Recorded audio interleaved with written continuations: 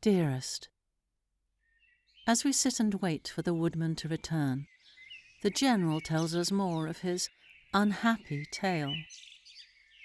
Bertha was growing worse, the General tells us. His own doctor could do nothing. He called in another from Graz and waited 7 days for him to arrive.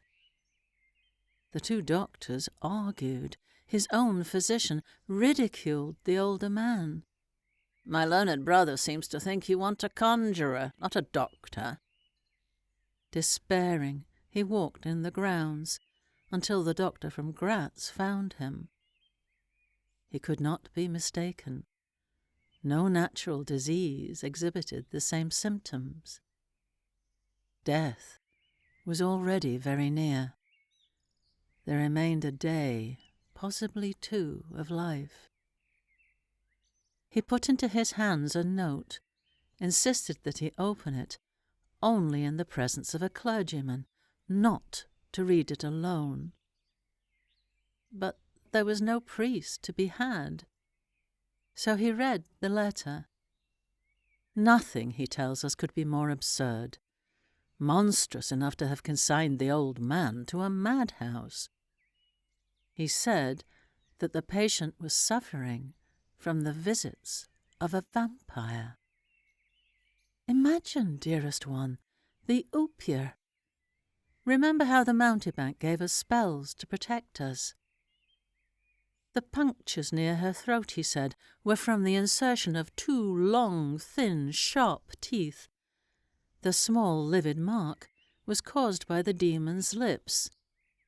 All the other symptoms matched exactly those suffered by the victims of a vampire.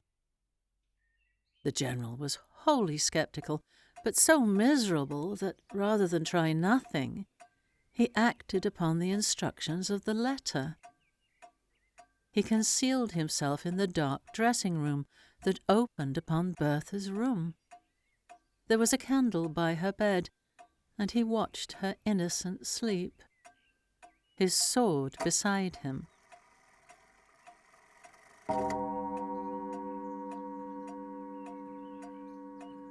A little after 1, a large black object crawled over the foot of the bed, swiftly spread itself up to the poor girl's throat, where it swelled into a great palpitating mass.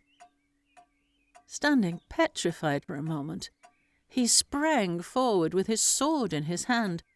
The black creature suddenly contracted towards the foot of the bed, glided over it, and then, standing below the foot of the bed, with a glare of skulking ferocity and horror, he saw Millarca. He struck at her instantly with his sword, and again, but she was gone, escaped unscathed. The whole house was up and stirring. Millarca was gone, and before the morning dawned, Bertha was dead.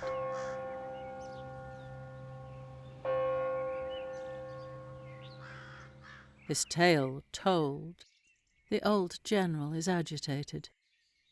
He dries his eyes and sighs heavily. We do not speak to him. My father walks away, begins reading the inscriptions on the tombstones. And now I hear you, my dearest. I am so relieved. Your voice and that of Madame. You are approaching together. You will disturb this triste and ominous scene. But now your voices die away. In this solitude, this noiseless spot, having just listened to so strange a story, surrounded by dust and ivy and the mouldering monuments of the great and titled dead, a horror begins to steal over me, to think that my friends are, after all, not about to enter. Then, through a narrow arched doorway, I see your beautiful face and figure as you enter the shadowy chapel. My Carmilla! I answer your engaging smile with one of my own. I rise, and I am about to speak. when with a cry, the old man by my side, the general, catches up the woodman's axe and starts towards you. I gasp in horror.